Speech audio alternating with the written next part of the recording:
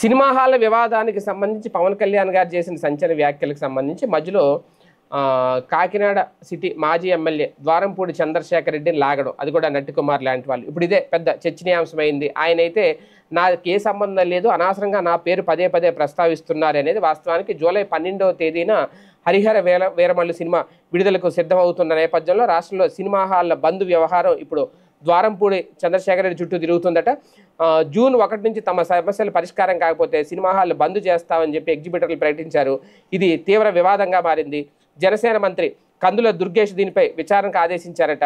బంద్ వెనక 4 వ్యక్తులు ఉన్నారని, దీన్ని ఎవరు చేస్తున్నారో తెలుసుకుని చర్యలు తీసుకుంటామని మంత్రి స్పష్టం చేశారు. అయితే తదుపరి రోజే హైదరాబాద్లో సమావేశమైన ఎగ్జిబిటర్లు బంద్ లేదని ప్రకటించారు. అంటే జూన్ 1 నుంచి సినిమా హాల్ యథావిధిగా పనిచేయబోతున్నాయి. అయితే దీనికి సంబంధించి నట్టి కుమార్ సంచలన ఆరోపణలు చేశారు.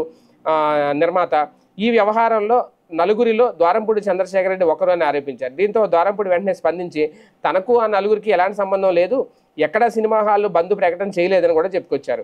అయినప్పటికీ నట్టి కుమార్ పదే పదే ద్వారంపూడి పేరు ప్రస్తావించడం ఇక్కడ గమనించాల్సిన విషయం. గత ఏడాది ద్వారంపూడి రైస్ మిల్లులు అలాగే బియ్యం ఎగుమతులపై అప్పట్లో డిప్యూటీ సీఎం పవన్ కళ్యాణ్ ఉక్కుపాదం మోపారు. దీనికి సంబంధించి ప్రతీకారంగానే ద్వారంపూడి ఇలా సినిమా హాళ్లను బంద్ చేయాలని ప్రయత్నం చేస్తున్నారని జనసేన వర్గాల్లో ప్రచారం అయితే జరుగుతుంది.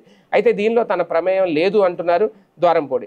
మరోవైపు పవన్ కళ్యాణ్కి బావా ప్రముఖ నిర్మాత అల్లు అరవింద్ కూడా ఆ 4గురిలోనూ తాను లేనని ప్రకటించేశారు. దీంతో ఇప్పుడు ఆ 4గురు ఎవరు అనేది ఒక చర్చ, అందరికీ తెలిసిన విషయమే.